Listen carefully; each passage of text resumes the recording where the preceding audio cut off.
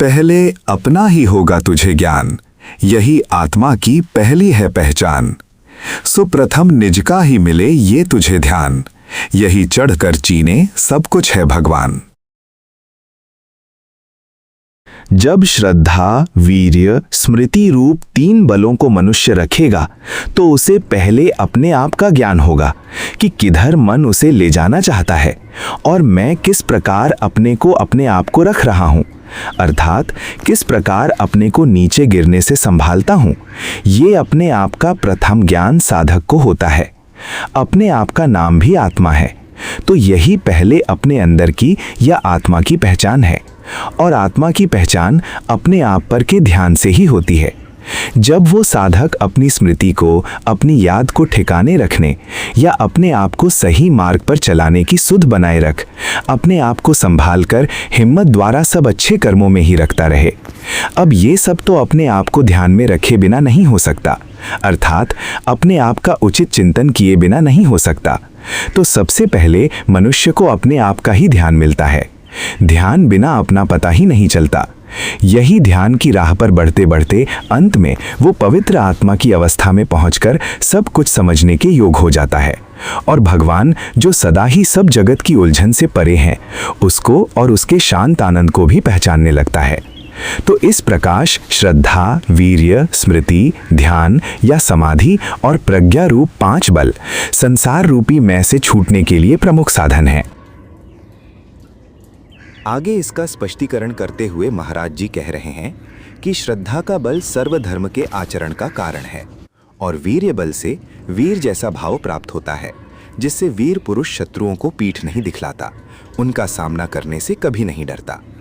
इसी प्रकार कल्याण के मार्ग के शत्रु हैं काम, क्रोध, राग, द्वेष, मान, मोह आदि बंधन और इन्हीं से होने वाले अनंत खोटे मन के छल, कपट आदि के भाव और काया के हिंसा, चोरी, जारी, झूठ बोलना आदि कर्म।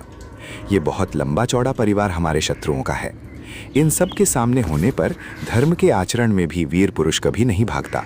इनके क्लेश या परेशानी से अपने को सही मार्ग से विचलित नहीं होने देता।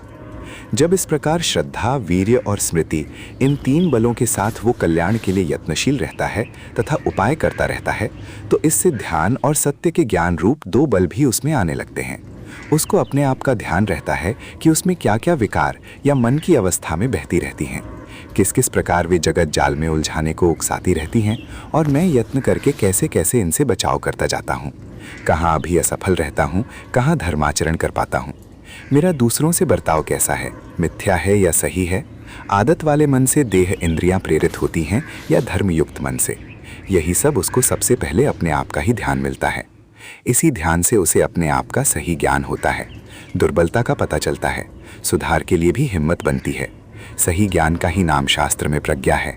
यही 5 बल हैं। यही ज्ञान या सत्य ज्ञान का बल बढ़ते बढ़ते मलिन आत्मा के ज्ञान से आरंभ होकर पवित्र आत्मा के ज्ञान तक पहुंच जाएगा। सब वैराग्य आदि गुण युक्त पुण्य आत्मा वाला एक दिन साधक पुरुष हो जाएगा। इस ज्ञान की परिपूर्णता जिसमें है, उसे भगवान का भी ध्यान और समाधि से प्रत्यक्ष ज्ञान मन से होगा। इससे प्राणी कृतकृत्य हो जाएगा, सदा मन शांत रहेगा तथा कर्तव्य पूर्ण होगा। शेष कुछ भी करने कराने को नहीं बचेगा। आत्मा बंधन से मुक्त हो जाएगी। श्रद्धा रखकर स्मृति रूप समय की सुध संभालते हुए अपने अंदर की सब वितरित अवस्थाओं को समझते हुए हिम्मत का सहारा लेकर उन विकारों से मनुष्य बचता रहे। उन विपरीत विकारों को यत्न से शांत करने का स्वभाव बना ले। जैसे कीचड़ में चलने वाला प्राणी अपनी सुध को संभाल कर यदि पांव टिका टिका कर रखे तो गिरने के कष्ट से बचकर कीचड़ से बाहर निकल जाता है। यदि उस समय ये सुध या स्मृति संभली हुई ना हो और ये कहीं की कहीं सुखों में या किसी अन्य कामना की उलझनों में उलझी रही, तो मनुष्य कीचड़ में चलने के क्रम को भली प्रकार से नहीं कर पाएगा। उसके गिरने के दुख से बचने का कोई कारण नहीं बचेगा। इसी प्रकार मनुष्य दातुन, स्नान, खान पान आदि कर्मों से लेकर दूसरों से बर्ताव करना या दूसरों के संग में रहने आदि के सब कर्मों में भी सावधान रहे। यदि यही स्मृति सावधान रहे तो मिथ्या, काम, क्रोध, लोभ आदि सब विकारों को शांत करने का अवकाश मिलेगा। अपना ध्यान भी बना रहेगा। इस ध्यान से अपने आप का प्रथम ज्ञान होगा। यही ज्ञान बढ़ते बढ़ते अपने को पूर्ण रूप से जान लेने पर वैसे ही दूसरों के अंदर की जीवन संबंधी कथा भी समझने में समर्थ होगा। यही ज्ञान बढ़ते बढ़ते व्यापक रूप सभी जीवों की समष्टि अर्थात एक दूसरे से संबंध रखता हुआ जीवों का समुदाय रूप परमात्मा का ज्ञान भी होगा। पुनः अपने सब राग आदि बंधन स्मृति द्वारा सदा टालने रहने से मुक्ति का साक्षात्कार भी इसी जन्म में होगा। कोई भी जीव अकेला जीवन धारण करके नहीं रहता, उसे जीवों के समुदाय में ही रहना पड़ता है। सब जीव एक दूसरे से संबंध रखते हुए ही जीते हैं। ये सब विश्वात्मा स्वरूप ईश्वर का शरीर है। यही इन 5 श्रद्धा, वीर्य, स्मृति, समाधि और प्रज्ञा रूप बलों की महिमा है। इसी से संसार में पुनः कुछ भी होना न पड़ेगा, पुनः जन्मना भी नहीं पड़ेगा। अंतरात्मा में अकेले में स्थायी सदा बनी रहने वाली शांति और सुख भी प्राप्त होगा।